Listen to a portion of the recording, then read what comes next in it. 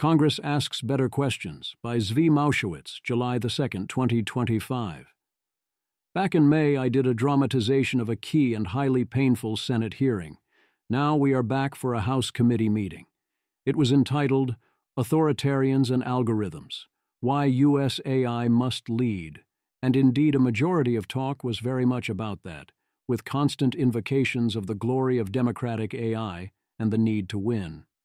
The majority of talk was this orchestrated rhetoric that assumes the conclusion that what matters is democracy versus authoritarianism, and whether we win, often but not always, translating that as market share without any actual mechanistic model of any of it. However, there were also some very good signs, some excellent questions, signs that there is an awareness setting in. As far as congressional discussions of real AGI issues go, this was in part one of them. That's unusual. And as always, there were a few on random other high horses. That's how this works. Partly because I was working from YouTube rather than a transcript. Instead of doing a dramatization, I will first be highlighting some other coverage of the events, to skip to some of the best quotes, then doing a more general summary and commentary. Most of you should likely read the first section or two and then stop. I did find it enlightening to go through the whole thing, but most people don't need to do that. Some of the best stuff. Here is the full video of last week's congressional hearing. Here is a write-up by Shakil Hashim with some quotes. Also from the hearing, here's Congressman Nathaniel Moran, Republican from Texas, asking a good question about strategic surprise arising from automated R&D and getting a real answer. Still way too much obsession with beat China, but this is at least progress. And here's Tokuda, Democrat from Hawaii. Representative Tokuda, artificial superintelligence is one of the largest existential threats that we face right now. Should we also be concerned that authoritarian states like China or Russia may lose control over their own advanced systems?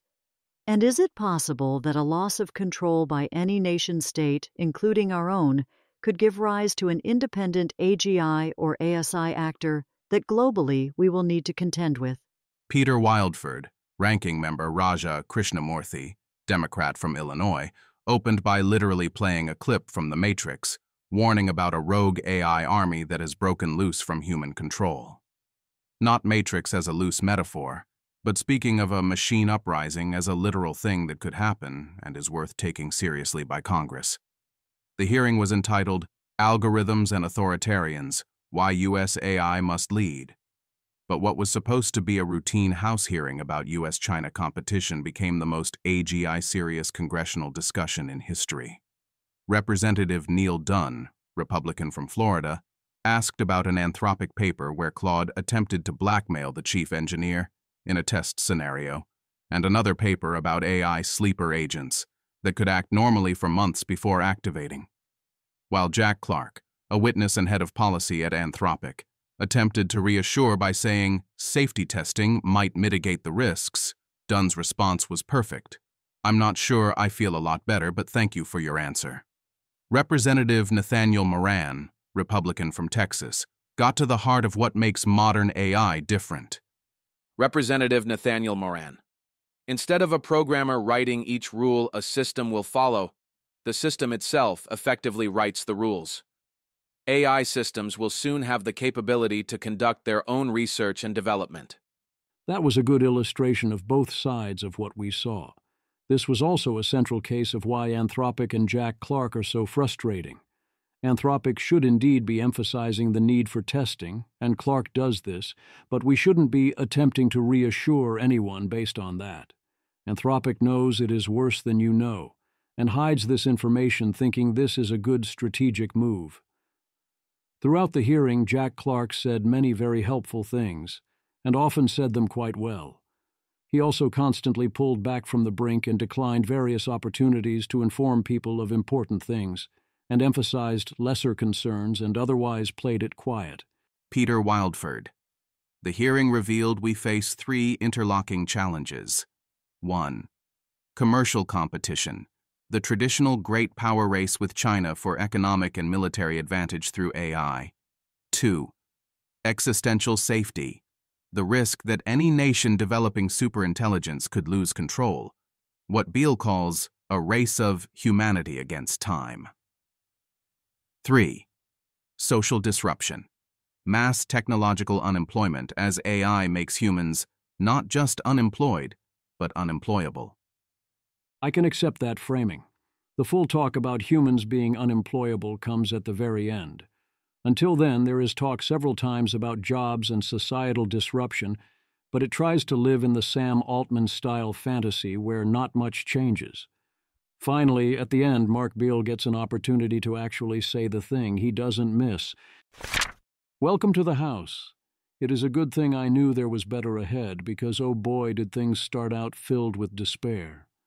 As our first speaker, after urging us to ban AI therapist bots, because one sort of encouraged a kid to murder his parents so they could be together, Representative Krishnamurthy goes on show a clip of Chinese robot dogs, then to say we must ban Chinese and Russian AI models so we don't send them our data. No one tell him about self-hosting.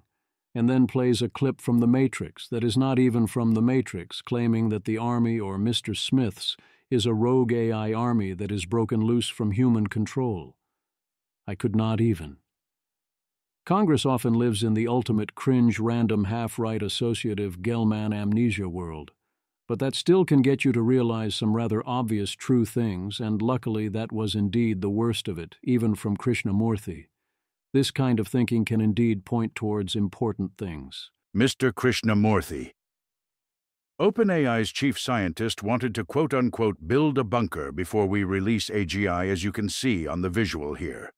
Rather than building bunkers, however, we should be building safer AI, whether it's American AI or Chinese AI. It should not be released until we know it's safe. That's why I'm working on a new bill, the AGI Safety Act, that will require AGI to be aligned with human values and require it to comply with laws that apply to humans. That is just common sense. I mean, yes, that is common sense. Yes, rhetoric from minutes prior and after aside. We should be building safer AGI, and if we can't do that, we shouldn't be building AGI at all. It's a real shame that no one has any idea how to ensure that AGI is aligned with human values, or how to get it to comply with laws that apply to humans. Maybe we should get to work on that. And then we get another excellent point. Mr. Krishnamurthy, I'd like to conclude with something else that's common sense, not shooting ourselves in the foot. 70% of America's AI researchers are foreign-born or foreign-educated. Jack Clark, our eminent witness today, is an immigrant. We cannot be deporting the people we depend on to build AI. We also can't be defunding the agency that make AI miracles, like Anne's ability to speak again. A reality federal grants from agencies like NSF are what allow scientists across America to make miracles happen. AI is the defining technology of our lifetimes to do AI right and prevent nightmares we need. Yes, at a bare minimum, not deporting our existing AI researchers and cutting off existing related research programs does seem like the least you could do. I'd also like to welcome a lot more talent, but somehow, this is where we are. Opening statements. We then get Dr. Monken's opening statement, which emphasizes that we are in a battle for technical dominance. America is good and free, and our AI will be empowering and innovative, whereas China is bad and low trust and a fast follower. He also emphasizes the need for diffusion in key areas. Of course, if you are facing a fast follower, you should think about what does and doesn't help them follow, and also you can't panic every time they fast follow you and respond with, "Go faster or they'll take the lead," as they then fast follow your new, faster pace. Nor would you want to hand out your top technology for free. Next up is Mr. Beale. He frames the situation as two races. I like this a lot. First, we have the traditional battle for economic, military, and geopolitical advantage in mundane terms played with new pieces. Many only see this game, or pretend only this game exists. This is a classic, well-understood type of game. You absolutely want to fight for profits and military strength and economic growth and so on in mundane terms. We all agree on things like the need to greatly expand American energy production, although the BBB does not seem to share this opinion. and speed adaptation in government.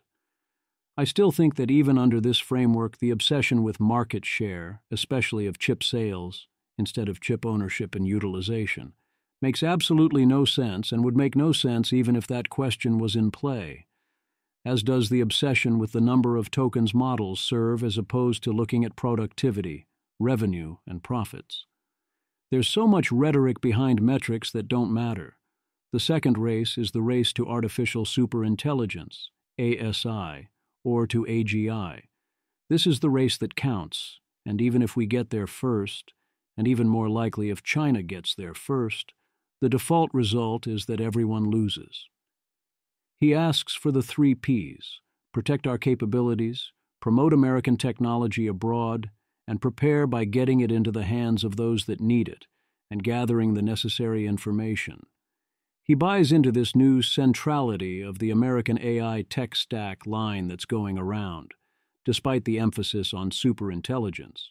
But he does warn that AGI may come soon, and we need to urgently gather information about that so we can make informed choices, and even suggests narrow dialogue with China on potential mitigations of certain risks and verification measures, while continuing to compete with China otherwise. Third up, we have Jack Clark of Anthropic. He opens like this. Jack Clark. America can win the race to build powerful AI, and winning the race is a necessary but not sufficient achievement. We have to get safety right. When I discuss powerful AI, I'm talking about AI systems that represent a major advancement beyond today's capabilities. A useful conceptual framework is to think of this as like a country of geniuses in a data center, and I believe that that technology could be buildable by late 2026 or early 2027. America is well positioned to build this technology, but we need to deal with its risks. He then goes on to talk about how American AI will be democratic, and Chinese AI will be authoritarian, and America must prevail, as we are now required to say by law, shibboleth. He talks about misuse risk and CBRN risks and notes. DeepSeek poses these as well, and then mentions the blackmail findings and calls for tighter export controls and stronger federal ability to test AI models and broader deployment within government. I get what Clark is trying to do here and the dilemma he is facing.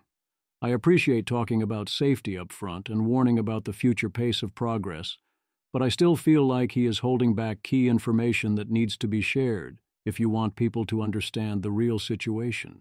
Instead, we still have 100 minutes that touch on this in places, but mostly are about mundane economic or national security questions, plus some model misbehavior. Krishnamurthy keeps going. Now we return to Representative Krishnamurthy, true master of screen time, who shows Claude refusing to write a blog post promoting eating disorders, then DeepSeek being happy to help straight up and gets Clark to agree that DeepSeek does not do safety interventions beyond CCP protocols and that this is unacceptable, then reiterates his bill to not let the government use DeepSeek, citing that they store data on Chinese servers. I mean, yes, obviously don't use their hosted version for government purposes, but does he not know how open source works, I wonder? He pivots to chip smuggling and the risk of DeepSeek using our chips. Clark is happy to once again violently agree. I wonder if this is a waste or good use of time since none of it is new. But yes, obviously what matters is who is using the chip, not who made it, and selling our chips to China, at least at current market prices, is foolish. Krishnamurthy points out NVIDIA's sales are growing like gangbusters despite export controls, and Clark points out that every AI company keeps using more compute than expected. Then there's a cool question, essentially asking about TrueSight and ability to infer missing information when given context, before finishing by asking about recent misalignment results. Representative Krishnamurthy. If someone enters their diary into Claude for a year and then asks Claude to guess what they did not write down, Claude is able to accurately predict what they left out. Isn't that right? Jack Clark. Sometimes that's accurate, yes. These systems are increasingly advanced and are able to make subtle predictions like this, which is why we need to ensure that our own US intelligence services use this technology and know how to get the most out of it. The crowd goes wild, Moulinaire.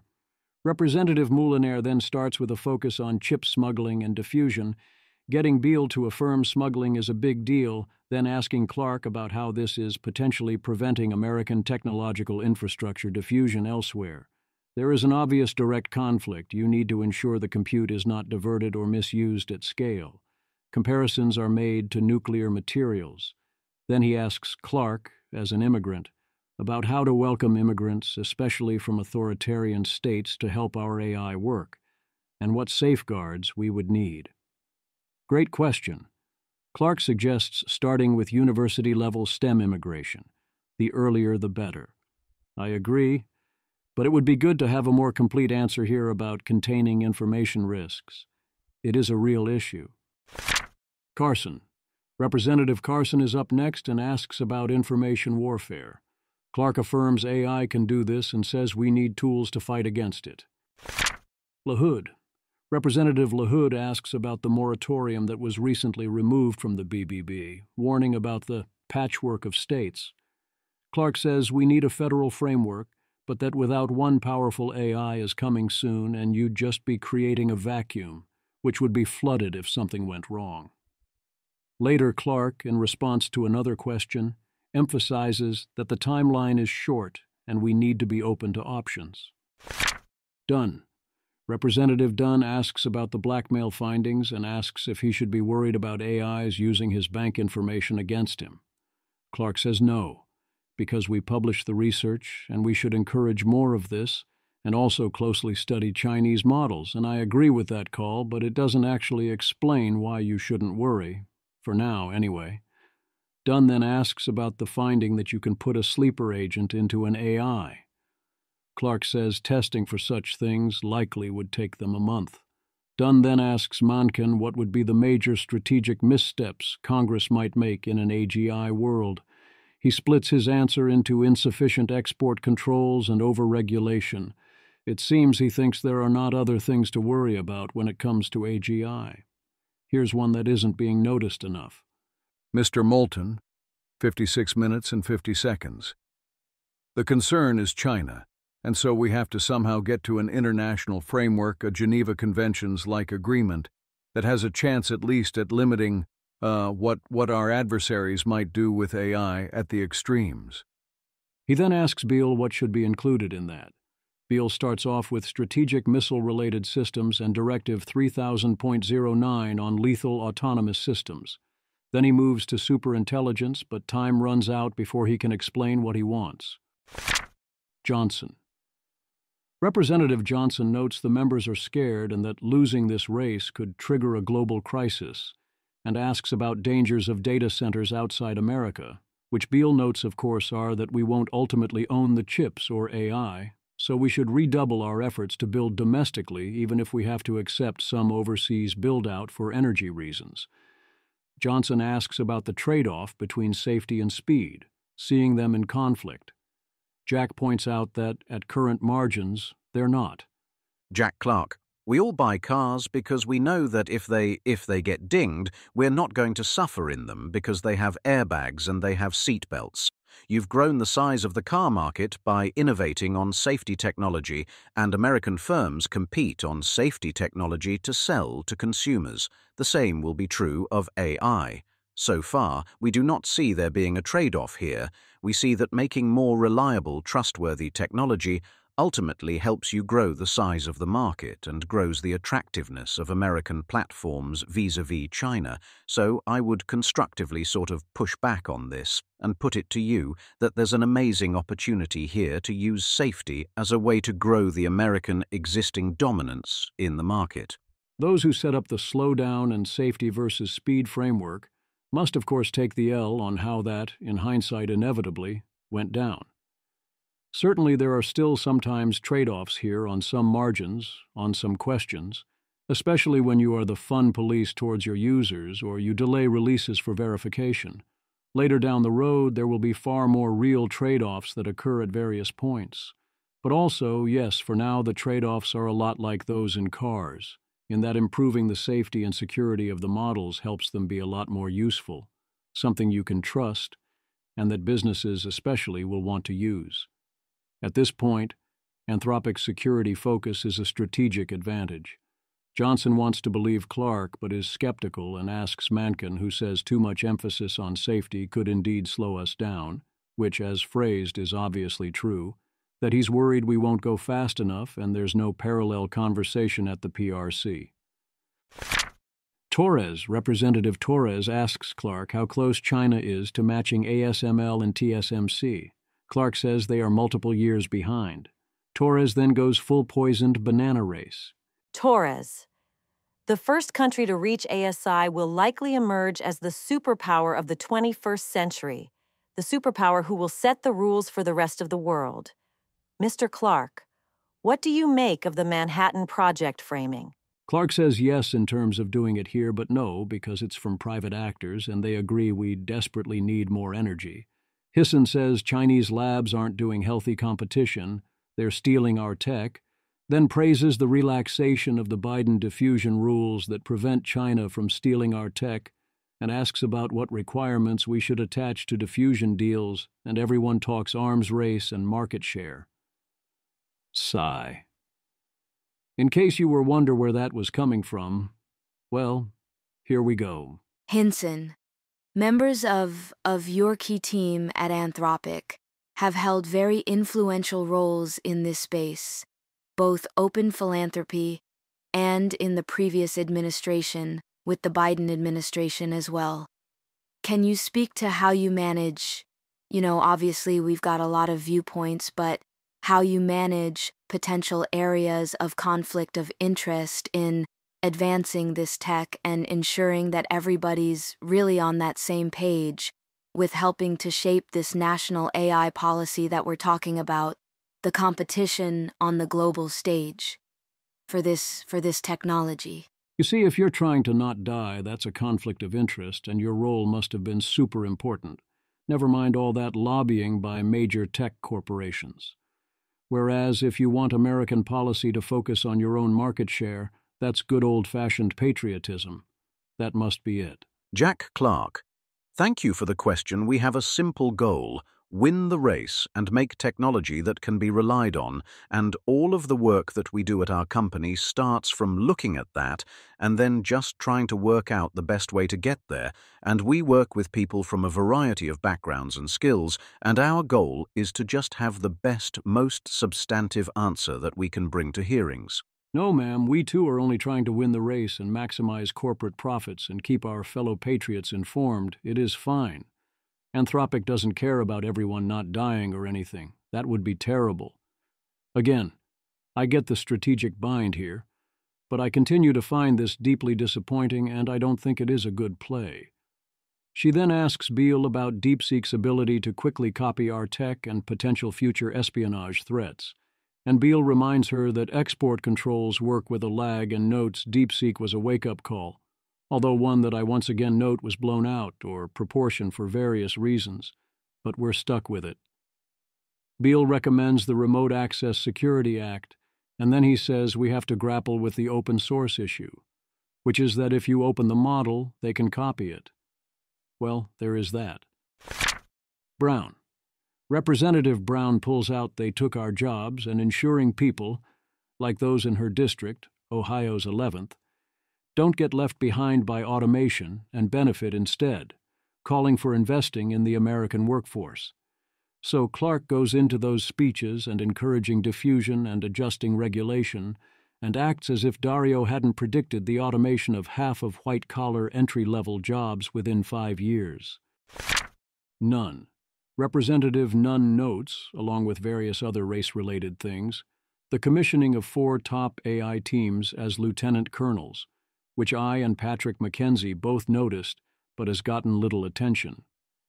He then brings up a Chinese startup called Zhipu, currently valued around $20 billion, as some sort of global threat. Nunn, a new AI group out of Beijing called Zhipu, is an AI anomaly that is now facing off against the likes of OpenAI, and their entire intent is to lock in Chinese systems and standards into emerging markets before the West, So this is clearly a large-scale attempt by the Chinese to box the United States out now as a counterintelligence officer who was on the front line in fighting against Huawei's takeover of the United States through something called Huawei America. That is indeed how a number of Congress people talk these days, including this sudden paranoia with some mysterious lock-in mechanism for API calls or self-hosted open models that no one has ever been able to explain to me. He does then ask an actual good question. None. Is the US currently prepared for an AI-accelerated cyber attack, a zero-day attack, or a larger threat that faces us today? Monken does some China bad, US good, and worries the Chinese will be deluded into thinking AI will let them do things they can't do, and they might start a war, which is such a bizarre thing to worry about and also not an answer. Are we prepared? I assume mostly no. Nunn then pushes his H.R. 2152 for government AI diffusion. He asks Clark how government and business can cooperate. Clark points to the deployment side and the development of safety standards as a way to establish trust and sell globally. Takuda. Representative Takuda starts out complaining about us gutting our institutions. Clark, of course, endorses investing more in NIST and other such institutions.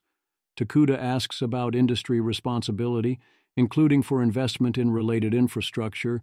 Clark basically says he works on that and for broader impact questions get back to him in 3 to 4 years to talk more. Then she gives us the remarkable quote above about superintelligence at 1 hour, 30 minutes, and 20 seconds. The full quote is even stronger, but she doesn't leave enough time for an answer. I want to touch upon something that's a bit existential, if you will. Mr. Beale, your testimony makes clear that artificial superintelligence, ASI, is one of the largest existential threats that we face right now. And many experts in the field also recognize that AGI, artificial general intelligence, is a precursor to that risk. And even as we race towards AGI, we're still struggling, quite frankly, to manage responsibly and reliably today's systems. Models that hallucinate, exhibit bias, and behave unpredictably. And these are likely the simplest of systems that we will ever have to deal with in our lifetimes. And as much as the AI race is about speed and efficiency, it's a race for control and governance, because at the end of the day, true power lives in the ability to wield AI safely and effectively with strong oversight and accountability to ensure it serves its intended purpose. This might be a question you have to insert in the record, as I will run out of time, but should we also be concerned that authoritarian states like China or Russia may lose control over their own advanced systems? Could that kind of instability in their own AI systems pose global consequences regardless of whether we get our own houses into order? And is it possible that a loss of control by any nation state, including our own, could give rise to an independent AGI or ASI actor that globally we will need to contend with? And so I know, Mr. Chair, I'm out of time, and so would request the answer from the panelists for the record. I'm very grateful for this statement, even with no time left to respond. There is something so weird about asking 2 other questions first, then getting to ASI. Moran. Representative Moran asks Clark what's the most important thing to win this race. Clark chooses power, followed by compute and then government infrastructure, and suggests working backwards from the goal of 50 GDP in 2027. Monken is asked next and suggests trying to slow down the Chinese. Moran notices that AI is not like older programming, that it effectively will write its own rules and programming and will soon do its own research, and asks what's up with that.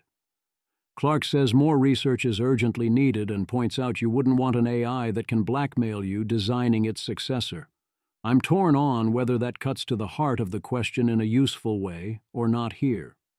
Moran then asks, what is the red line on AI the Chinese cannot be allowed cross?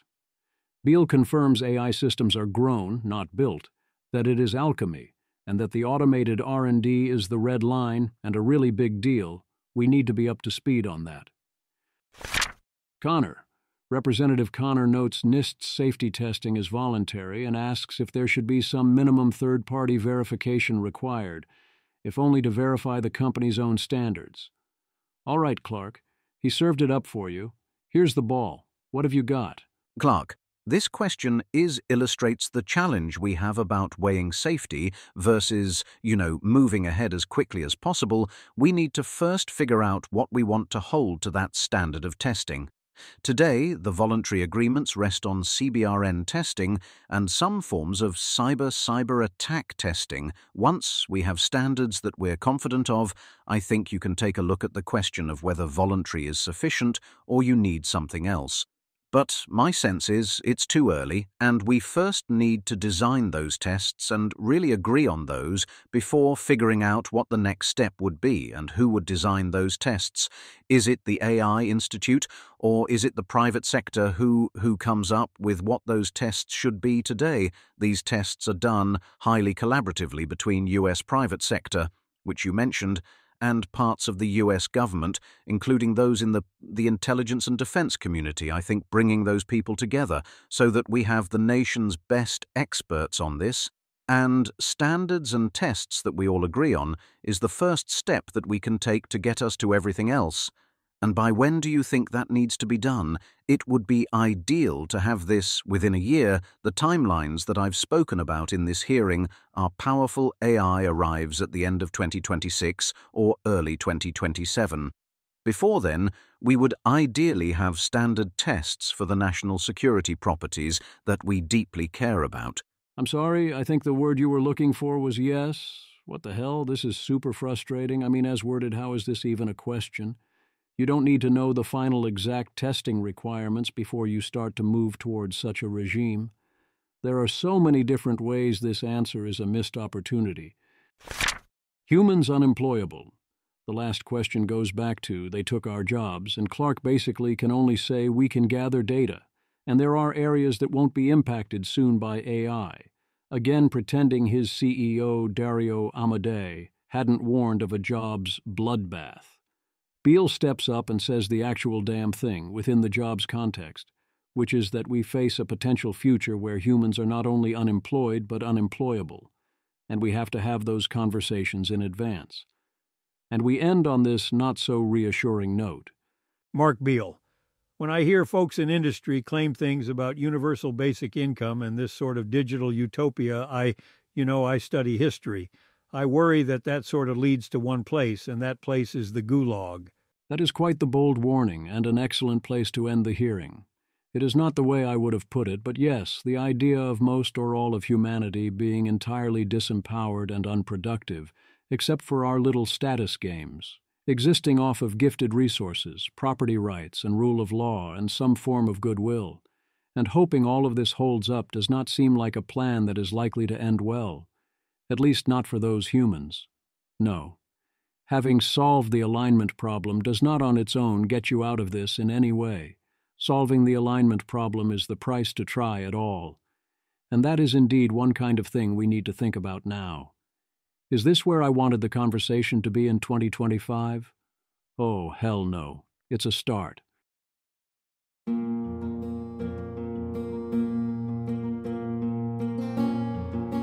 This has been an episode of the Don't Worry About the Vase podcast.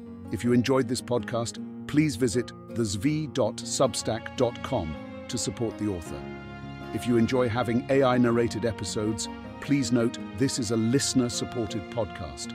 To receive new posts and support the cost of creation, consider becoming a subscriber at dwatvpodcast.substack.com.